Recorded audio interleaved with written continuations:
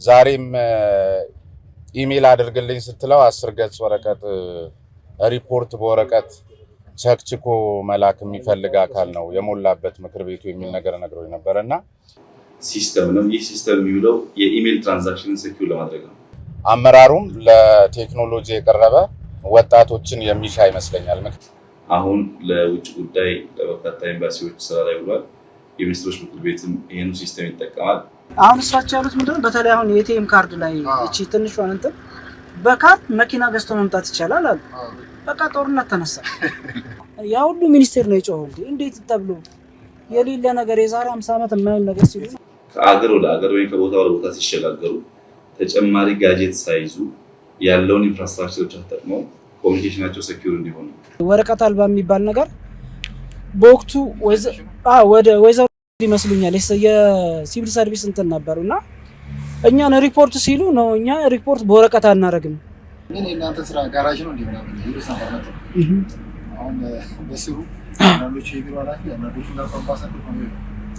ይሄ እብድ ነው ምናምን ይሉ እስከዚህ ድረስ ወረደ ኑረ አላዋጣንም ፍና ከስቃይ አላዋጣንም ሆብሎ ገድሎ መሞት ላይ ዳዳው ከእንግዲህ ብረት ከብስ ሆኗል ልዳው አዲሱ ትውልድ ሀሳብ ነው ሜዳው።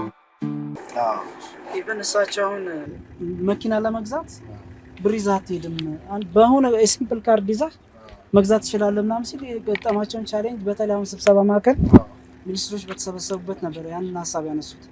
ያ ሁሉ ሚኒስቴር ነው የጮኸው። እንዴት ተብሎ የሌለ ነገር የዛሬ 50 ዓመት የማይሆን ነገር ሲሉ ነበር። አሁን እሳቸው ያሉት ምንድነው? በተለይ አሁን የኤቲኤም ካርድ ላይ እቺ ትንሿን እንትን በካርድ መኪና ገዝቶ መምጣት ይቻላል አሉ። በቃ ጦርነት ተነሳ። ይሄና በጣም ቻሌንጅ ሲያደርጉ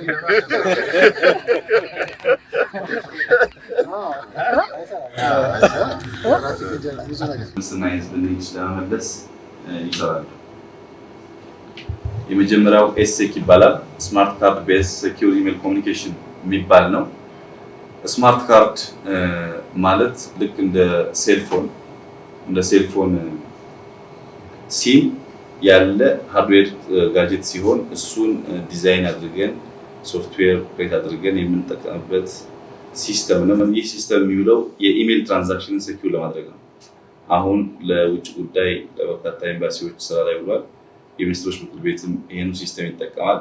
ዋና ዓላማው ሃየር ኦፊሻልስ ከአገር ወደ አገር ወይ ከቦታ ወደ ቦታ ሲሸጋገሩ ተጨማሪ ጋጀት ሳይዙ ያለውን ኢንፍራስትራክቸሮች ተጠቅመው ኮሙኒኬሽናቸው ሴኩር እንዲሆን ነው። ሌላው የሚገርመው ይሄ ወረቀት አልባ የሚባል ነገር በወቅቱ ወደ ወይዘሮ ይመስሉኛል የሲቪል ሰርቪስ እንትን ነበሩና እኛን ሪፖርት ሲሉ ነው እኛ ሪፖርት በወረቀት አናረግም መታችሁ ወይ ተሞክሮ ወሰዱ እንጂ ይሄ ወረቀት ሪፖርት የሚባል ነገር የለም በሲስተም ነው ወረቀት አልባ ቴክኖሎጂ በሚል ሳይንስና ቴክኖሎጂ አሁን ሳይንስ ቴክኖሎጂ ኢኖቬሽን ሴንተር እዛ ላይ የራሱ እንትን አለ። ምንም ወረቀት የሚለጠፍ ነገር የለም እዛ ኤኒ ነገር ያለው በእንትን ዲጂታላይዝ ነው ከላይ እስከታች ማለት ነው። በቃ ማስታወቂያም ወጣ የሆነም ስብሰባም ተፈለገ የሆነም ነገር ምን ፈልገው ዶክመንት ሁሉ እዛ ላይ አለ። እሱ እንትን እያልን እየተጠቀምን የምንሄድበት ሁኔታ ነው ያለው። ግን በጣም ከፍተኛ ለውጦች ነበር። ልክ እሳቸውን ካዩ በኋላ ሌሎች ተቋማት የእሳቸውን ቢሮ እንዲጎበኙ ተባለ። እስቲ ሂዱ እስቲ ሳይንስና ቴክኖሎጂ የሚገርም ነገር ነው። እኛ ለምን ውጭ ሀገር የምንሄደው እሳቸው ከመጡ በኋላ የመጣው ለውጥ እስቲ በደንብ ይዩ የሚል ነገር እንትን አለ። ከዛ እንዳለ ተሞክሮ ለመለወጥ በቃ ቦታ አልበቃም ማለት አመራሩም ለቴክኖሎጂ የቀረበ ወጣቶችን የሚሻ ይመስለኛል። ምክንያቱም ያለማወቅን ይሉንታ እዚህ ሀገር በመከልከል የሚወጡ አካላት ብዙ ስለሆኑ ማለት ነው። ቀደምም ሲል የነበራችሁ ተሞክሮ ላይ እንደዚሁ የሚገፏችሁ እንደነበሩ እሳቸውንም ብዙ ቻሌንጅ ገጥማቸው እንደነበረ ከዚያ ባሻገር ደግሞ የወረቀት እንትን አንፈልግም ያለው ላይ አንድ ነገር ትዝ ብሎኝ ነው። ዞሮ እዚህ ሀገር ላይ ያሉ አሁን ተቋሚ ፓርቲዎችም ሆኑ የመሳሰሉት ነገ እድሉን ቢያገኙ ሊመሩ ነው። ግን ዛሬም ድረስ አንድ ኢንተርቪው ላይ የጠየቁት የዚህ የተቋሚዎች የጋራ ምክር ቤቱ ሰብሳቢ ዛሬም ኢሜል አድርግልኝ ስትለው 10 ገጽ ወረቀት ሪፖርት በወረቀት ቸክችኮ መላክ የሚፈልግ አካል ነው የሞላበት ምክር ቤቱ የሚል ነገር ነግሮኝ ነበርና ኢሜል ማድረግን ሁሉ የሚሸሹ ለቴክኖሎጂ የራቁ በርካታ አመራሮች በገዢው ፓርቲ በተቋሚውም ስላለ እንደገናም ደግሞ አሁን ይሄ ስታርታፕ የሚባለው ፍልስፍና በራሱ እንግዲህ እድሉን ካገኘን እያየን ነው። ጥሩ ተሞክሮችም እየታዩ ነው። ይሄ ውስብስብ የሆነውን የመዝገብ ቤት ታሪክ የሚቋጭ ነው።